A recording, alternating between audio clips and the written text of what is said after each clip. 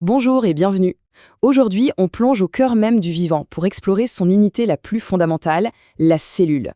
De la plus petite bactérie jusqu'à notre propre corps, absolument tout est construit à partir de ces briques microscopiques.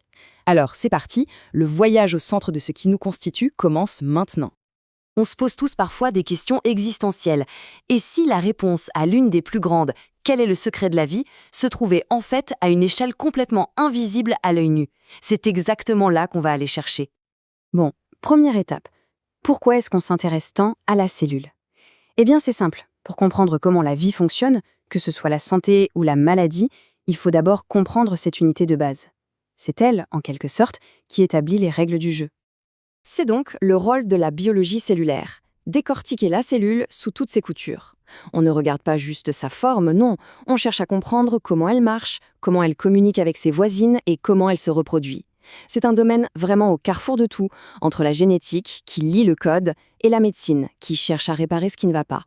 Et l'impact de la cellule, on le voit absolument partout. La capacité de notre corps à se défendre contre une infection, le simple fait qu'un organe comme le cœur fonctionne, notre croissance, tout ça est orchestré au niveau cellulaire. Chaque grand processus biologique prend racine dans ces minuscules unités de vie. Ok, donc c'est important. Mais comment tout ça s'organise? Il existe un ensemble de règles fondamentales, des sortes de lois universelles qui gouvernent toutes les cellules, et donc toute la vie. C'est ce qu'on appelle la théorie cellulaire. Alors, cette fameuse théorie, elle se résume en 3 points clés. 1. Tout ce qui est vivant est fait de cellules, sans exception. 2. La cellule, c'est la plus petite brique de construction qui est elle-même considérée comme vivante. Et 3. Point crucial, une cellule ne peut pas apparaître comme par magie. Elle vient toujours d'une autre cellule. C'est simple, c'est élégant et ça unifie absolument tout le monde du vivant.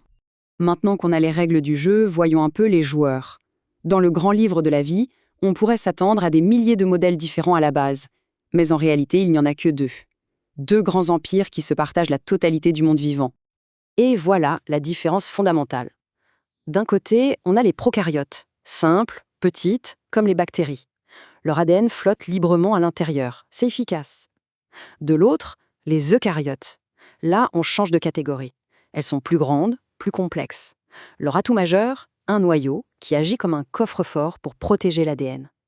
Nos cellules, celles des plantes, des animaux, nous sommes tous des eucaryotes. C'est vraiment la distinction la plus importante de toute la biologie. Bien sûr, tout ce monde est complètement invisible. Alors, comment les scientifiques font pour étudier quelque chose d'aussi petit? Eh bien, au fil du temps, ils ont développé une boîte à outils assez incroyable. Et ça donne un bon aperçu de la puissance de ces outils.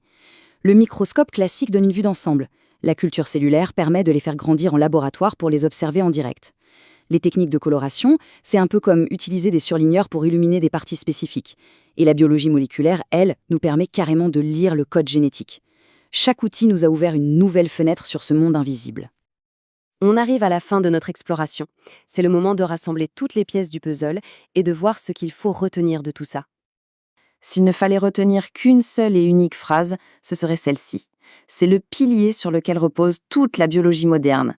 Chaque être vivant, sans exception, partage ce point commun. En résumé, le schéma est assez clair. On part d'une théorie qui unifie tout, qui donne les règles du jeu. À partir de là, deux grands modèles de cellules ont vu le jour, les prokaryotes, plutôt simples, et les eucaryotes, bien plus complexes. Et c'est la combinaison de ces deux modèles qui a donné naissance à l'incroyable diversité de la vie sur Terre. Et tout ça nous laisse avec une question assez fascinante. Si toutes les formes de vie, vraiment toutes, partagent ces mêmes règles de base, qu'est-ce que ça signifie pour l'avenir? Quelles découvertes nous attendent encore, maintenant qu'on apprend à maîtriser ces règles? Les possibilités sont tout simplement vertigineuses.